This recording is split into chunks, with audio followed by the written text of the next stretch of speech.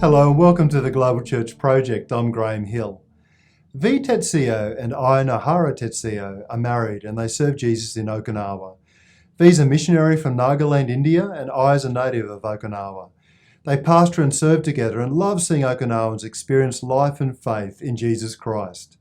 Vee's the General Secretary of the Asia Pacific Baptist Federation. The Asia Pacific Baptist Federation represents almost 60 Baptist denominations from 20 different countries, encompassing almost 30,000 congregations with more than 5 million baptised believers. Welcome to the Global Church Project. Can you tell us a little bit about your ministry in Okinawa and the church that you're involved in? My name is Vee, and she's my wife, I. We both serve at Okinawa Daiichi Baptist Church. We have been, the church has been there for around 20 years? Almost 30 years. Almost 30 years? Yes. Okay.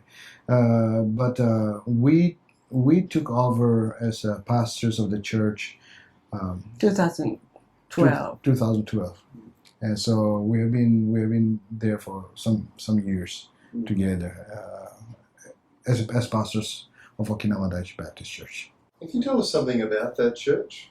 Actually, the church was planted by my father, who served as a pastor for about 25 years as a mission point of one Baptist church. Yet, he had a vision to plant the churches around Okinawa. So when he was still layman, he took the challenge and then planted the church. And then after he retired from his work as a government worker, and he became a full-time pastor and then served for 25 years. How strong is Christianity in Okinawa and Japan? Okinawa has more Christian than mainland Japan. Actually, it's because of the influence by those American churches.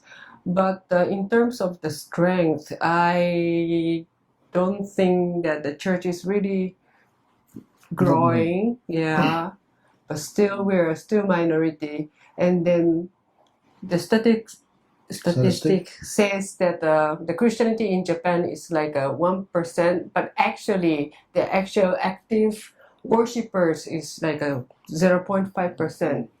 So it's very weak actually. And when we think about Okinawa, then we do have a lot of Christians in that sense. Churches, I would say, from the time I've been in Okinawa, it's almost 17 years that I've been there. Churches are pretty now static.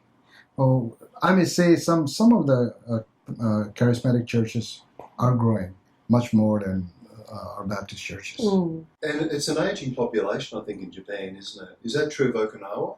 Aging? Yes. Aging is, but not as bad as mainland Japan. Okay. And is the aging population reflected in the churches in Japan as In well? mainland, it's very much. Yes, they don't have young people at all. Yeah, so some pastor fears that within 20 years, the Christianity will start ceasing. Can you tell a little bit about what Pastor Mandai? Mandai is one of the leading pastors in mainland Japan, but he's also evangelist, so he visits those churches, all the churches in Japan, regardless the denominations. But he says that there are more than half, 50% of the churches are above like 65 years, 70. Members' age is about 60 to 70 years old. And they don't have young people at all. Are there some sort of larger, healthier churches in Tokyo that are attracting younger people? Yes, there. There's a Tokyo, what was that? Baptist Church. Tokyo Baptist Church is one which is affiliated with Southern Baptist Convention, which has pretty large number of, but they have expatriates. That's why they have more. There's a church called Lifehouse Church in Tokyo, which is charismatic, and there's a church called His Call Church, which I know the pastors myself too, good friends in that sense. in Nagoya, but they and most of the church young members are young people. So they're trying to plant churches in Tokyo and in a few other places. So we see some young people around those kind of churches, and so I would say yes, there are some pretty large and church with many of the young people. And those churches are very strong in discipleship training. Yeah. And then in Japan, it's very funny, but if you demand more commitment, and the young people love to respond it. Yeah. So instead of just giving the pleasure or fun or events, if you really strictly training them, then they respond more, looks like, yeah. Can you tell us something about the history of gospel missions in Okinawa? Okinawan Protestant mission started earlier than actually the mainland Japan mission. That was started by the one missionary from England. No, from England in a sense. He was a Hungarian Jew. Bettelheim, who migrated to London, and that is where he received Christ, and then he became a Christian, and he felt a call, and he's a medical doctor, and what was the mission's name? The British Seamen's Mission was the one who sent him in 1846. And so Japan and Okinawa have different histories. Yes. So is it true that Christianity in Japan started through Catholic missionaries? Yes. That's quite a different story than the story of Okinawa. Yeah, because Okinawa was an independent country. We were called the Kingdom of Ryukyu. Yes, but during the 1609, one clan from the mainland, they invaded Okinawa. So from there, Okinawa became under the control of this one Satsuma clan. And then also Okinawa was under the China also. So we suffered from this dual, how to call it?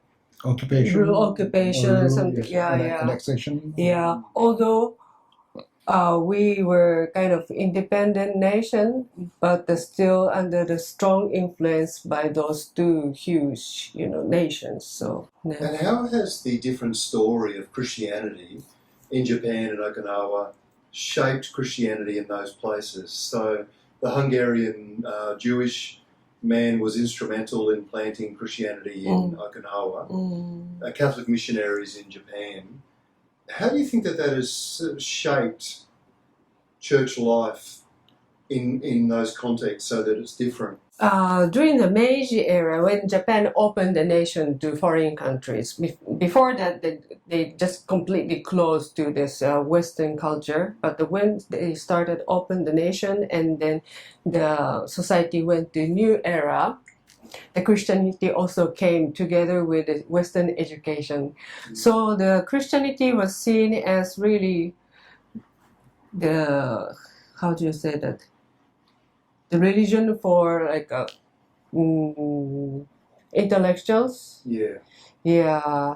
So that is carried still now. So many people thinks that the church is for the high society people. Yeah. But in Okinawa, since Okinawans identify themselves more like Israelites who were suffered from the huge between the huge nations. So they saw the Christianity as the solution to deliver them from this suffering. Yeah, try to develop their identity through the gospel. Yeah. So that's I think the biggest difference. That's interesting. Yeah, I hadn't realised as an Australian the differences between Japanese and Okinawan society. And it is interesting how Christianity would affect Okinawans who've lived under occupation from China and Japan, and that their experience of Christianity would be quite different than Japanese. And I think that has been carried over until now. And do you see that worked out sometimes in church life? We're more communal. I think we're more open. I've been to some churches. I think you see maybe more. It can be people say if you're from Japan, then everybody acts the same way. But from my experience, the mainland Japanese people is a little different from the Okinawans. Okinawans behave a little different from mainland. I'm visiting some churches also. Mainland Japanese churches are very formal, and which is in their own sense, in their own way, good. Okinawans are pretty informal. In my own personal sense, I guess pretty easy to deal in that way. So that is also seen a little bit in the churches. One of the reasons that Okinawa was invaded because Okinawa was prospering through the trade. Yeah. While Japan was closing the nation, Okinawa was open to all these countries, and then so we had to deal with the Dutch and then France and British. So many foreigners were in Okinawa also, and of course China also. So that really developed our character as islander, very open, easygoing. What effect do you think that World War II had on the gospel in Okinawa? First, after World War II, when the U.S. military started taking over the control over the Okinawan expected that Americans will deliver us from the oppression of Japanese people. But slowly realized that it's all the same, and in fact that they treated us as kind of, how should I say? Second-class citizen? Not even the second-class citizen. No human rights. Yeah, that's how Okinawans felt the Americans treated them. Yes, and then of course the church comes together with Americans. Yes. So this Okinawan thinks that Christianity is about America. Yeah. That's why many people, especially the elders, start hating about the churches and start kind of alienating themselves from the Christianity because they say that this is Americans' religion, nothing to do with us. And then also Okinawans love peace. Okinawans is known as a peace lover, and we pacifist. Yes. And then so unfortunately, because we hold this largest base in Far East Asia, many Okinawans thinks that Christians support the war, especially Americans' war.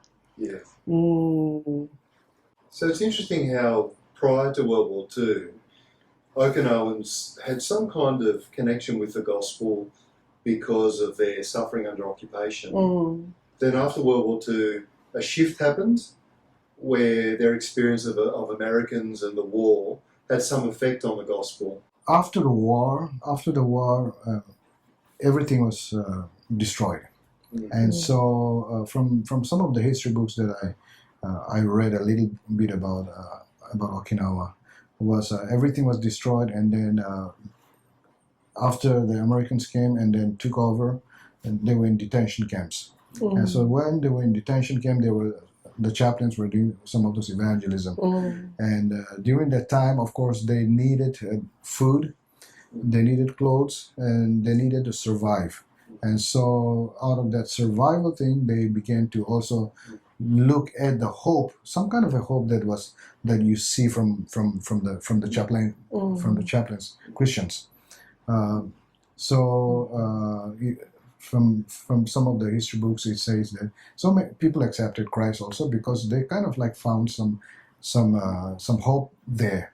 And according to, I can't remember the author. According to the author, he was saying that when Christianity was introduced to them, then for them they felt that they were giving to Okinawans the concept of human dignity, and then as an individual person, and so some of those modern ideas and those things were given to them, and so they accepted a little bit of an influence in that part by the Okinawans. And I don't know how that is reflected But right after the World War II, many Okinawans received the medical care from Americans, and they were actually surprised that because I'm sorry to say, but many Japanese soldiers they really kind of forced the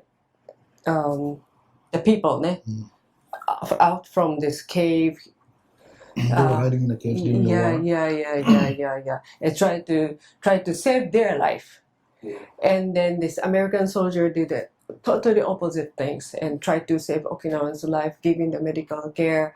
And then during that time, many people thought that, oh, this is a Christian, showing the love even to the enemy. That's why they became very open to the Christianity. Yeah, and so from the book, from the history book, I read that from 1945 until like 1968 or something, there was a church growth, a little bit of an expansion of the church growth among the Baptist churches also. I'm aware that Okinawans generally don't like having the American military bases in Okinawa. Right. How does that affect Okinawans and also the Okinawan church? Actually, this military is creating a lot of problems. It's not about having a base and like that, but you also know that around the bases there's so many crimes in terms of like rapes and then all kind of social issues are there. And then the terrible thing is that right after this American landed on Okinawa, already this rape started. Yeah. A lot of cases, not only adults, but even the children, infants were raped. Many cases. And then every time, of course, as Okinawan, we raise the voice. But after under the U.S. military control, this American chaplaincy, the society chaplains, they gave the financial support to the pastors and say that this is the part of the good neighbor policy, and then to accelerate the evangelism in Okinawa. But actually, that aid support to the pastors start binding the voice to speak out against this injustice. Yes.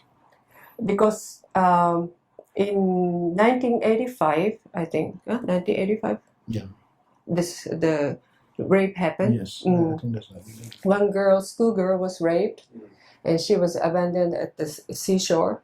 And then, of course, the big movement, the protest was happening in Okinawa. And then, as a Baptist convention, we also wanted to share the sorrow and then raise the voice. Yes, and then write the protest letter to the government. And then when we put that agenda in the convention's business meeting, and then this missionaries and the American churches stopped us and say that we're also a member of the Baptist Church, Okinawan Baptist Convention, and then it against our view, we should be equal, fair and things like that. So the resolution was denied. And then this is not one time, but a few times it's happening. It is true that it's a kind of like a sensitive issue. There are many grudges that Okinawans have in their hearts which have not been able to express. And then again, when they want to express, then there's some kind of suppression, and so they feel that suppression there. And I think on the other side also, the other churches also has to understand that and then be willing to listen. Because if they don't listen and to Okinawan churches, I think the gospel mission, the gospel work is going to be affected. And so I do feel that, we need to just be open. We're not going to fight, so we need to understand each other. I do feel that it is important to do that. And is there greater openness now amongst foreigners who are living in Okinawa, church leaders and others, to recognise the injustices that have happened and the way that Okinawans have suffered? Of course, outside of the church, the voice is raising, and even like now people are demanding the independence from Japan, and then their society has formed to study about how we can be independent nation again, and the kind of the ethnic revival is happening, but the churches are a little behind. We always say that we received the gospel because of the Americans. Yes, that's true, but it doesn't mean that we can, kill our voice to demand justice in Okinawa. Yeah. Well, I think churches, sometimes because of personal relationship they have with Americans, and Okinawa is also a place where there's a lot of mixed marriages, and so they have husbands who are Americans, who are military. And so among the churches also, if you have one military couple in a church, in the sense that the guy is a military and then his wife is an Okinawan, then there's some kind of relations with some other church members. And so it becomes a little difficult for other church members to be able to express their desire or whatever it is in that sense. So in that way, it may not be suppression as forcing Okinawans not to speak out, but it becomes something like a not wanting to hurt the feelings of each other, so they keep quiet, and they would rather tolerate, and so and out of like, well, we are Christians, and so we need to tolerate. We love peace, and so we need to tolerate, and so those we see a little bit of those kind of things. Yes. Among the Okinawa OBC convention also, there are many churches who are involved in this peace movement also. And then right now, the place called in Henoko, there's American government, the military and the Japanese government is trying to make another new helipad. Well, if we hear the helipad and then it sounds very small, but actually they're in the oceans and they really try to make this huge one again. It's going to be one of the biggest helipads. Right. Okinawans have a history of pacifism. How has that shaped church life and experience? The Japanese culture is based on the bushido, those Japanese soldiers' mentality, and then die for your master kind of things. But since in Okinawa we didn't have bushi, those samurai, we didn't have samurai, so we don't have that kind of mentality. Yeah, so that formed really Okinawan as the pacifist. Yeah. That's good. I didn't know that myself. And then in our saying, we have one word, nuchidu takara, life is precious. And so even if somebody attack us, kind of, we should tolerate it instead of fighting. But in some sense, some people manipulate it and say that, see, we should not argue, have a conflict, so we have to have a peace, and then let's just keep the relationship. Some people use in that way, but I think that also goes into karate. Karate was born in Okinawa. The principle of karate is empty hand. Yeah, empty hands, and then don't attack. Yeah, since Only we don't have any sword or we didn't hold any weapon, so to protect ourselves with an empty hand, the karate was developed. It's not to attack; it's to protect yourself. Some cultures put a bit of work into thinking about how to do theology from the context of their culture. Can you think of expressions of contextual theology happening in Okinawa in the past or recently? When the Christianity was introduced, many Okinawans found the hope in the gospel because they identify themselves as Israel's history, and then politically, geography also, we're very small, so we see the similarity with the Jewish history. So our people still kind of, like some pastors, try to form the Okinawan theology as the theology for the minority and the marginals, and then also yeah, very much like identify themselves as the Israelites' history. And also, actually, our culture is strongly influenced by China, not mainland Japan. So our religion also very different from the Shintoism. Our religion is more like ancestor worship. So that some churches are trying to explain and give them a theological understanding about the ancestor worships, and then some of this indigenous religion.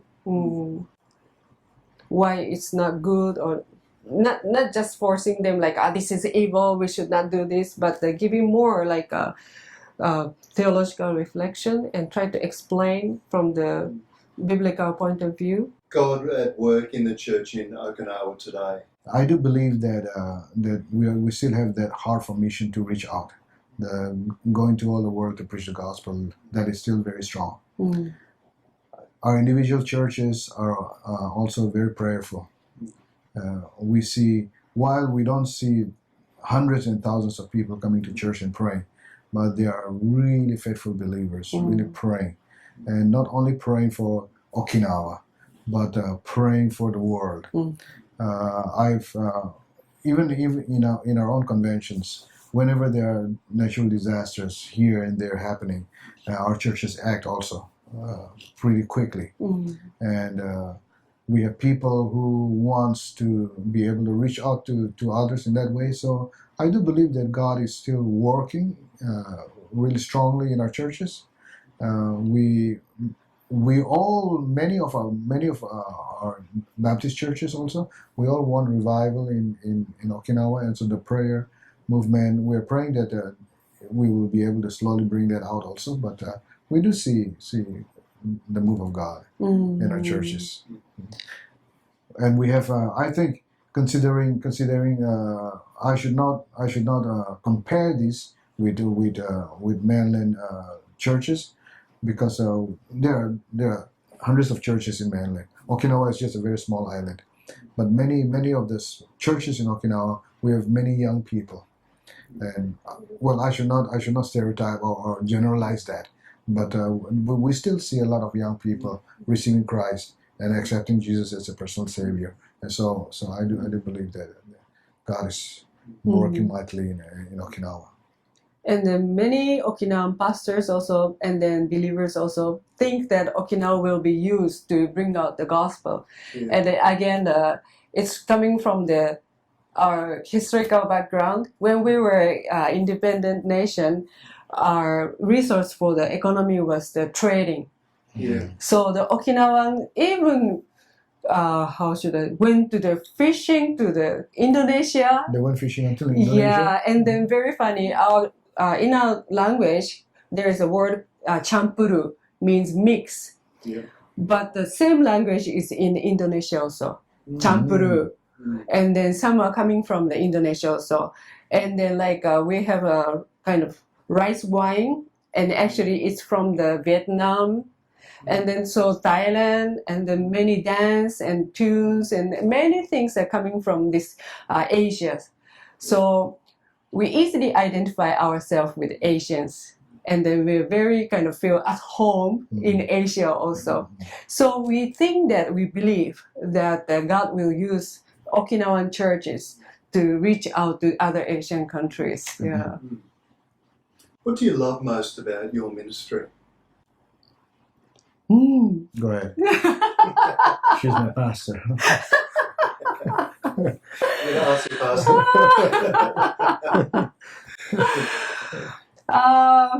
I see a lot of healings, healing of the families, and nowadays I realize that we need to bring this message of healing to older generation also.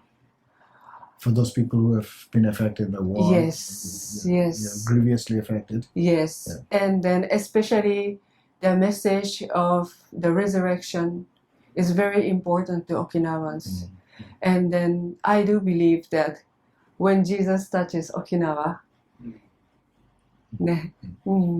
he will resurrect us. Is there anything else that you wanted to talk about? Every time when I go out, I see myself more. I'm Okinawan. Yeah. But I'm careful that it doesn't show like I against or I hate Japanese. It's not like that. Yeah. But as Okinawans, we just want to be recognized that we're different. Yeah. And then we speak Japanese, and then we study under the Japanese education system. Everything, economy, socially, everything we're under Japan. But still, we strongly feel that we're Okinawans. Yeah. So even a convention, sometimes this kind of conference, when we call us, oh, you're from Japan, and we feel something. Yeah. But I just want people to understand that it doesn't mean that we Okinawan hates Japanese or try to do something against them or be competitive. Nothing like that. But we just want to be recognized that we're a different ethnic group, and then there is this minorities, ethnic groups in Japan. Japan is not monoculture. It's not only about Okinawans. Yeah. There are people in the northern part called Hokkaido. The people's group are called Ainu. They're totally different from the Japanese culture. So I want people to understand that Japan is not monoculture. We have many Korean Japanese also, Chinese Japanese also. So it's more mixed culture, and then to address that I'm Okinawan, and then to address that we're Okinawan church, and then people to realize that the Japan also, it's not that monoculture. And I want Japanese to understand and realize that too. Vee and I thank you for joining us at the Global Church Project.